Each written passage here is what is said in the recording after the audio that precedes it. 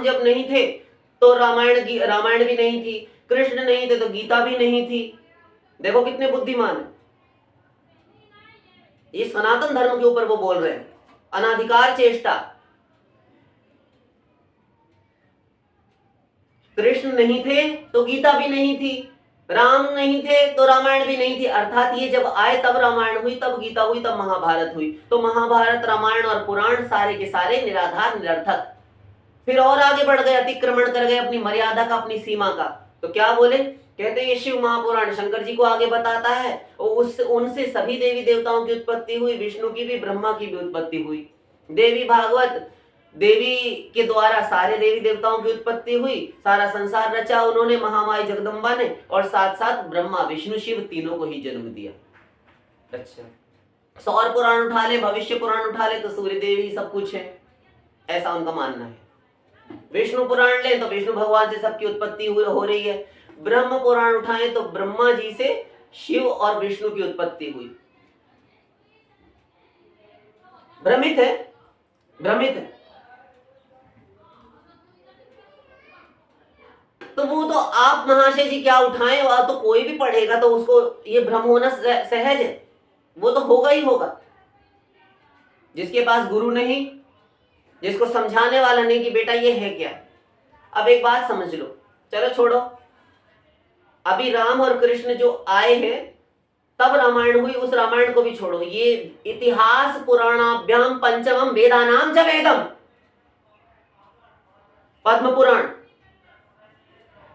यदि ये वो सुने और देख पाए तो वो कान खोलकर सुन ले और आंखें खोलकर देख ले कि हम क्या बोल रहे हैं। जिन राम के आने पर ही आप रामायण मानते हैं और जिन श्री कृष्ण के आने पर ही गीता या महाभारत आप मानते हैं, तो वो कान खोलकर सुने। हम शास्त्र का हवाला देकर कह रहे हैं, उदाहरण आंख खोलकर पढ़ लेना पद्म पुराण में, इतिहास पुराणाम पंचमम वेदानाम च वेदम। 18 पुराण तो है ही, सबसे पहले आप वेद को मानते हैं, अंतिम अथॉरिटी हमारे यहाँ वेद है। वो साथ साथ क्या कह रहे थे कि वेद हमारे यहाँ, हम तो वेदों को ही मानते हैं। आपको वेदों का कितना ज्ञान है? हम भी मानते हैं वेद हम भी मानते हैं, किंतु आप वेदों को किस तरीके से लेते हैं? हम इस तरीके से लेते हैं कि वेद में जो कहा गया है वही मानने हैं, हम तो वही मानेंगे। और बात, क्योंकि वेद किसी ने लिखे नहीं, हाँ ये बात तो ठीक है आपकी, वेद किसी ने नहीं लिखे तो वेद सदा से थे। अच्छा, और बाकी पुराण और उपनिषदों के लिए उनका महाशय जी का हवाला है, और भी तमाम है, एक वही शामिल नहीं है इनमें, वही नहीं है इनमें, और भी आए हैं दिग्गज। वो साथ साथ कहते हैं कि उपनिषद जो है उनके, वो तो मंत्र दृष्टा ऋषियों की देन है, ऋषियों ने मंत्र दृष्टा जो थे उन्होंने उपनिषद दिए हैं। अच्छा, तो वेद किसे कहते हैं आप? वेद ऋग्वेद को हम मानते हैं, 4 वेद है उनमें से ऋग्वेद को सर्वप्रधानता प्राप्त है, ऐसा कहते हैं। ठीक, तो ऋग्वेद में क्या आपने पढ़ा? हमने पढ़ा सत्यम शिवम सुंदरम, बहुत खूब। और फिर पढ़ते हैं कि असतोमा सद्गमय तमसोमा ज्योतिर्गमय मृत्योर्मा अमृतम गमय। इसका क्या अर्थ होता है? इसका ये अर्थ होता है कि हे ईश्वर, मुझे असत से सत्य की ओर ले चलो, तमसोमा ज्योतिर्गमय, मुझे अंधकार से प्रकाश की ओर ले चलो, और मृत्योर्मा अमृतम गमय। ये तो गधा भी जानता है, आप क्या बता रहे हैं? ये पढ़ा हमने, सुनवा देंगे आप लोगों को, जिससे आपको कोई डाउट ना रह जाए, भ्रम ना रह जाए। बिल्कुल वैसे ही जैसा हमने बताया, ये सनातन धर्म का प्रचार कर रहे हैं घर में ही बैठकर।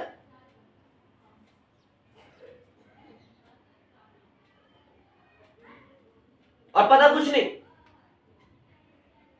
सदा से था, सदा है, रहेगा, ये तो ठीक है, लेकिन वेद को ही मानते हो तो ये उपनिषद क्या है? ये मंत्र दृष्टा ऋषियों ने दिए, इसलिए ऋषियों की बात हम नहीं मानेंगे। बहुत खूब। और राम कृष्ण को भी नहीं मानेंगे, क्योंकि राम से पहले भी सनातन धर्म था। पता नहीं वो कहना क्या चाहते हैं, वो जो भी कहना चाहें, अब सुने सही सही। जिस ब्रह्म को आप मानते हो, जिस ब्रह्म के, जिसको आप ब्रह्मा किए जा रहे हैं, या और तमाम लोग जिस ब्रह्म को लेकर चलते हैं, हम ब्रह्मा की बात यदि हटा दें तो हम ब्रह्म को ही लेकर चले, सही शब्द है, पहले तो बोलना सीख लें। और उसके बाद ब्रह्म ही यदि माने तो उस ब्रह्म के विषय में उस वेद में कहा गया, सर्वे वेदा यत् पदमामनन्ति तपांसि सर्वाणि च यद् वदन्ति, ये वेद ही कह रहा है। सर्वे वेदा यत् पदमामनन्ति, सभी वेद उसकी ओर संकेत कर रहे हैं, इशारा कर रहे हैं। किसकी ओर? उसकी ओर, अर्थात किसी अज्ञात तत्व, उस ब्रह्म की ओर, उस ईश्वर की ओर।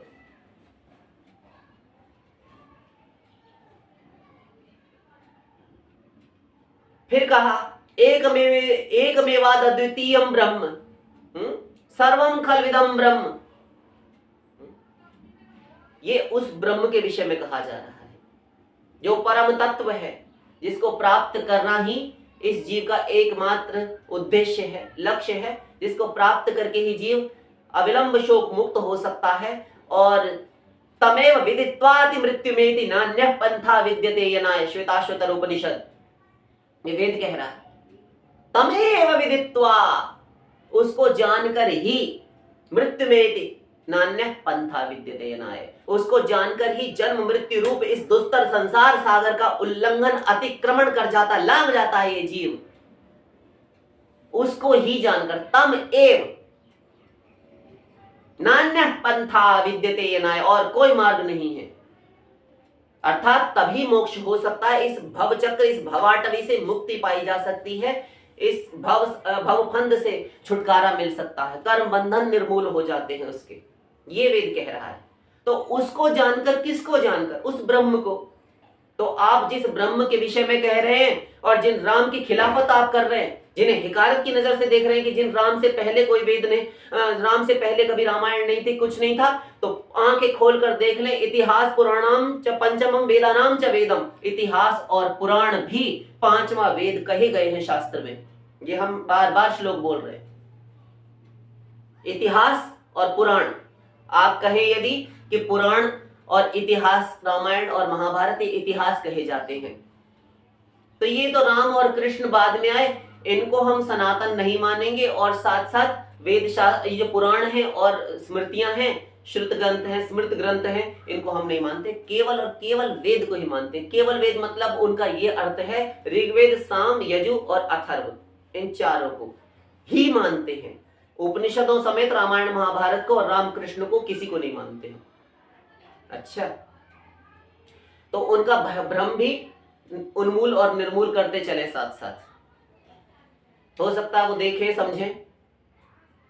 जिन राम को आप मानते हैं कि वो राम आए बाद में, इसीलिए सनातनी नहीं थे या सनातन धर्मावलंबी नहीं थे।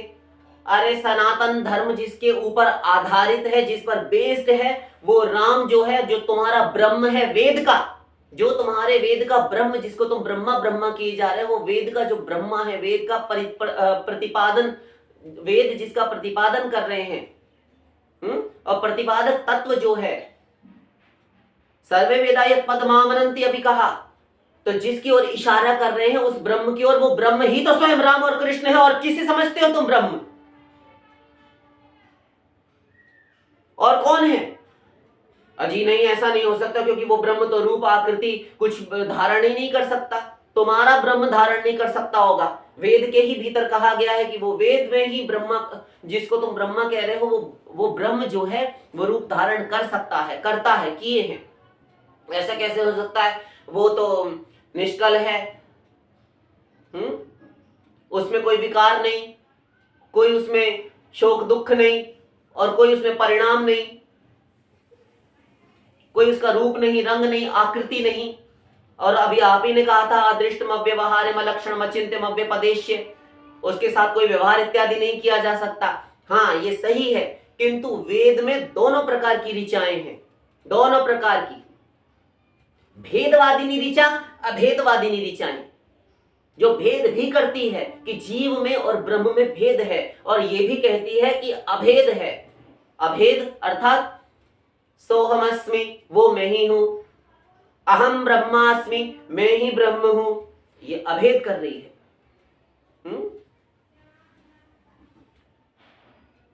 ऐसी ऋचाएं भी हैं। तो तुम्हें महाशय जी पहले वेद को ध्यान से पढ़ लेने, स्वाध्याय करने, और किसी भगवत प्राप्त संत, किसी महापुरुष श्रोत्रिय ब्रह्मनिष्ठ गुरु की चरण शरणागति करके वेद को समझना चाहिए कि वेद वास्तव में है क्या, कह क्या रहा है। आपके अनुसार जिसे ब्रह्म कहा गया है वो तो साक्षात श्री कृष्ण और श्री राम ही है, और कोई नहीं है ब्रह्म। और साथ साथ आप जो रामायण और महाभारत इत्यादि को नहीं मानते, तो वो उनके लिए हमने शास्त्र से ही कह दिया पुष्ट करके कि इतिहास पुराणम पंचमम वेदानाम च वेदम, इतिहास और पुराण भी पांचवा वेद कहे जाते हैं। पांचवा वेद, आप कैसे नहीं मानते उनको? और उपनिषद तो है ही वेद, आप केवल ऋग्वेद का ही हवाला उठाकर बैठ गए। आशा करते हैं कि समझ रहे होंगे। आप गधे की अकल से समझा रहे हैं, और आप भी गधे की अकल से ही समझ लीजिए। सनातन धर्म, सनातन सदा से था, है और सदा रहेगा, उसे सनातन कहा जाता है। तो क्यों जी, वो जो ब्रह्म है, ठीक है, आप ही की बात यदि मान लें कि ब्रह्म जो था वो राम और कृष्ण ही है, तो वो यहां फिर इस नराकृति में, मनुष्य आकृति में, मनुष्य रूप में, अवतार में क्यों आए? उनको क्या आवश्यकता थी? हाँ, अब सही प्रश्न है। इसलिए आए कि जब उस परब्रह्म सुप्रीम पावर ने देखा, उस पावर ने, उस सुप्रीम पर्सनैलिटी ने देखा कि इस प्रकार तो सनातन धर्म जो है चल नहीं पाएगा। ये जो मेरा धर्म है, धर्म मत भक्ति कृत प्रोक्ता, भागवत श्री कृष्ण कह रहे हैं, तुम्हारा ब्रह्म निर्गुण निर्विशेष निराकार, जो सनातन धर्मावलंबियों का एकमात्र प्राप्तव्य विषय है, ध्येय है, वही ब्रह्म श्री कृष्ण रूप में उपस्थित होकर उद्धव जी से कह रहा है, धर्म मत भक्ति कृत प्रोक्ता, मेरी भक्ति ही धर्म है। कान खोलकर सुन लो, यदि तुम भक्ति से हटे हो, भगवान से हटे हुए, तुम सनातन धर्मावलंबी नहीं हो सकते। मत भक्ति कृत प्रोक्ता, जो मेरी भक्ति है वही धर्म है, मेरा भजन ही, मेरी शरणागति ही धर्म है, उसी को सनातन धर्म कहा जाता है। एक होता है पर धर्म, एक होता है अपर धर्म। तो पर धर्म जो ईश्वर से युक्त है, आपके ब्रह्म से युक्त, और अपर धर्म वही आगंतुक धर्म, आए और चले गए, आएंगे और जाएंगे, जो वर्तमान में उपस्थित दिखाई तो दे रहे हैं, किंतु एक दिन आए थे और एक दिन जाने को तैयार बैठे हैं। हमने अभी अपने सनातन धर्म को एक तरफ रखवा दिया था, तो वो भी साथ साथ लिए चलते हैं। तो सनातन धर्म को एक तरफ रखने के बाद जो बचे, अर्थात भगवान राम, भगवान श्री कृष्ण, या तुम्हारा जो निर्गुण निर्विशेष निराकार जो है, श्री कृष्ण राम का जो निर्गुण निर्विशेष निराकार रूप है, उसको हटाकर बाकी जो बचे सब नश्वर, कुछ नहीं बचेगा, कुछ नहीं बचेगा। क्यों? क्योंकि वो आया है एक दिन और वो जाएगा एक दिन। सीधी सी तो फिलॉसफी, और क्या है। तो आप जाने वाला किसे कहते हैं? आपका मंतव्य क्या है, क्या कहना चाहते हैं आप? हम क्या कहेंगे, हमने पहले ही कह दिया, उसके अलावा जो बचे वो सब जाएगा। अब समझ जाओ, एक आया, उसको 2100 साल हुए, उसके चलाने वाले पीर पैगंबर के आने से पूर्व वो नहीं था। हमारे रामकृष्ण की बात मत करो कि उनके आने से पहले गीता नहीं थी, महाभारत नहीं था, वो तो हम प्रमाणित कर चुके। आप प्रमाणित कीजिए कि आप सनातनी हैं। हम आप ही पे प्रश्न चिन्ह उठा रहे हैं। आपके 2000 वर्ष या 2100 वर्ष पूर्व से पहले आप ये घोषित कीजिए, प्रमाणित कीजिए, ठोस सबूत लाकर, प्रमाण लाकर कि आप सनातन धर्म से हैं। नहीं कर सकते, क्योंकि आप एक 2100 साल पहले आए हैं।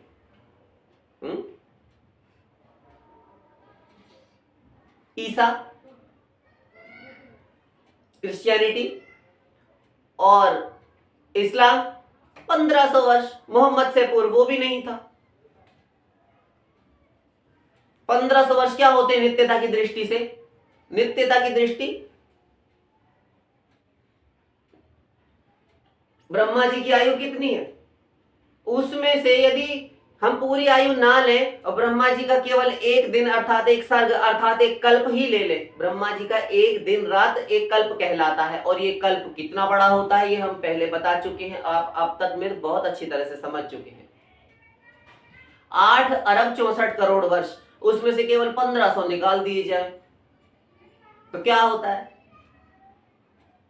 और वो भी इस कलयुग में भी यदि तुम्हारे 3500 वर्ष निकाल दिए जाएं, जो कि अभी कलयुग की उम्र 4,27,000 वर्ष पड़ी हुई है, और उस में से केवल 5,000 वर्ष कलयुग हुआ है, तो 3,500 वर्ष यदि पहले हमारा सनातन धर्म ही चल रहा था तो उसमें से बचे 1500। अब लाओ, तो आप तो कलयुग में ही जन्मे हैं और कलयुग ही में खत्म हो जाएंगे। सतयुग में तो जब आके भगवान कल की अवतार धारण करके, वो परब्रह्म कल की अवतार धारण करेंगे, तो उस समय जब नए सतयुग का सूत्रपात वे करेंगे तो आपके सारे के सारे धर्म जो आगंतुक अभी हमने कहे वो उड़नछू हो जाएंगे, उनकी हवाइयां उड़ जाएंगी। रहेगा तो सनातन धर्म, सनातन धर्म। और महाशय जी एक पते की बात आपसे बताएं, यदि आपको बुरा ना लगे तो बोलो। आप जो कोई से भी धर्म से संबंध रखते हैं, चाहे आप यहूदी हैं, चाहे क्रिश्चियन हैं, चाहे कुछ भी हैं, किंतु आप सब हैं सनातनी ही। नहीं नहीं, हम नहीं हो सकते। क्यों नहीं हो सकते? इसलिए क्योंकि हम अमुक अमुक धर्म से संबंध रखने वाले, हम अमुक हैं, हम अमुक हैं। तुम होगे हिंदू, तुम होगे हिंदुस्तानी, तुम होगे सनातनी, हम तो नहीं है। आपसे ठीक है, हमने तो अपना कर दिया और आगे भी करेंगे। आप बताइए कि आप जिस धर्म में हैं अभी, जिस भी धर्म में, वो सदा रहेगा या सदा से था? प्रमाणित कीजिए ना। आपके तो हमने गिनकर बता दिया, आप अमुक काल में आए थे, केवल 1500 साल पहले या 2100 साल पहले, उससे पहले आप नहीं थे।